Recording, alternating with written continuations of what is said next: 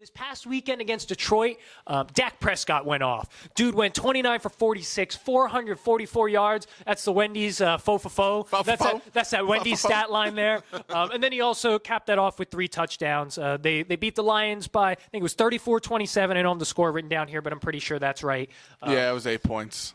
34-26 and 35-27. I think it was, yeah. Ballpark, they beat him by around a touchdown. 7.5 point spread. So. Yeah, beat him by around a touchdown. And although Dak went off, Zeke struggled a little bit. So first I want to talk about Dak, though. Okay. How much stock are you putting into this performance by Prescott? I mean, you have to. Detroit's had a decent secondary before this, but, I mean, he's leading the league in yards right now. He has 9 picks, which is a little concerning, giving the ball up a little bit. But, I mean, just to round out the top 5 in quarterbacks right now, it's Phillip Rivers, Jameis Winston, Patrick Mahomes, and Jared Goff. So I don't know how much stock you can put into yards. In yards. In yards, okay. Yards. We know Jameis I Winston's thought that was leading the league. interceptions. We know Jameis Winston's way ahead of there. Well, yeah, Phillip Rivers, Jared Goff, and Jameis Winston made sense. But as soon as you said Patrick Mahomes, continue. Sorry. But, yeah, I mean, you just look at it. The last 2 weeks, what's he have, like almost 800 yards now? Because he had 300 and some yards last week.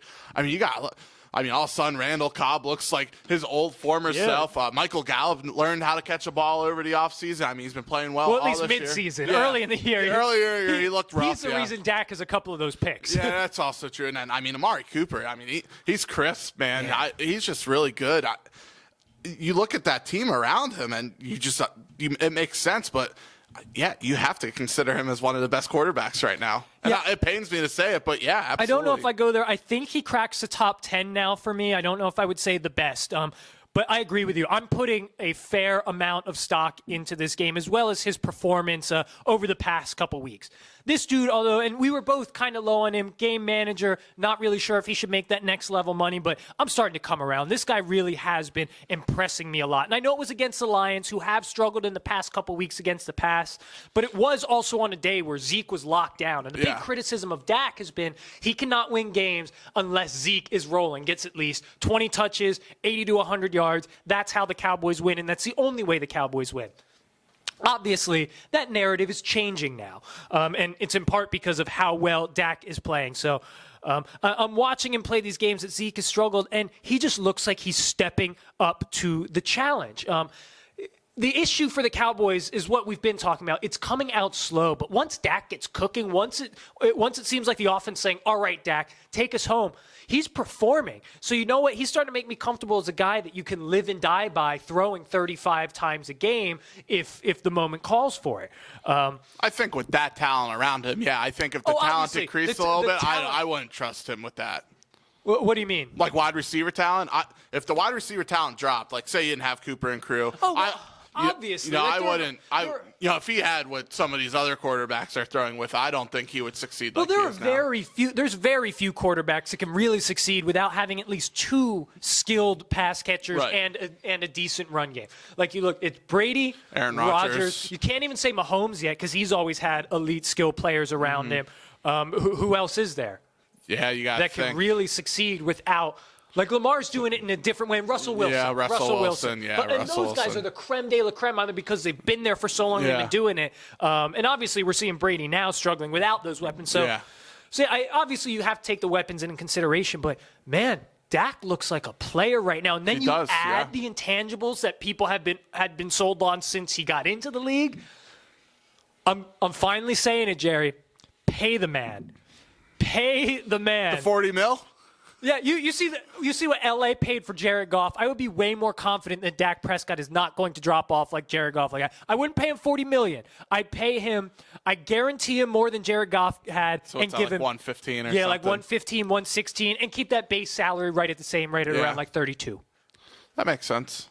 Yeah, so as I mentioned, mean, he's going to get it at this point. Oh, yeah, he's definitely going to get it. If they miss the playoffs, I don't know if he's going to get it. It may be tough for him to figure out how to let him get it because they've already given up so much money in other contracts, in particular Ezekiel Elliott's contract, who got that $90 million with 50 big ones guaranteed, $50 million guaranteed.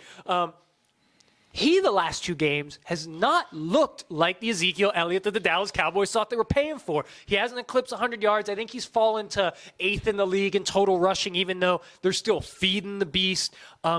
Do you think the Cowboys should regret giving Zeke that contract this offseason? I don't think they should regret it just yet. I mean, we're only talking about 2 games here. He's been running pretty well beforehand. I mean, he hasn't been the Zeke that we've known over the last 3 years, but he's been playing pretty well. I mean, I'm not regretting it yet. I mean, let me preface this. You really shouldn't be paying a running back that kind of money anyway, but since they felt like they had no choice, and they're probably regretting paying him over Dak right now because, I mean, should have just paid Dak first. You got to think, you still have Cooper and Dak coming up, so like they're going to be in trouble. There's going to be something's got to give here soon, but I wouldn't regret it just yet. Yeah, I'd regret it. I wasn't a fan of this deal to begin with. I saw as a Rams fan what has happened with exactly, and it's largely in part because of that. Because running backs, although you can have some that are a bit more of a game changer, they really are for the most part interchangeable in regards to the approximate value that you're going to get out of the position. It really is about the offensive line. Sans some plays, like you see guys like Kamara and obviously Zeke and Christian McCaffrey can do some very, very special things, but the window in which they can do that is short. And it looks like Zeke has lost a step. Honestly, he looks like a bit more explosive version of what C.J. Anderson looked like last year when he was with the Rams.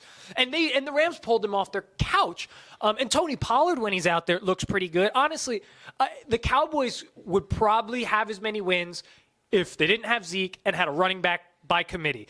And they probably would have committed to Dak a little earlier in terms of handing him over the keys of the offense. So I think Zeke is a good player. I think that he does more good than bad when he is on the field. He improves the team.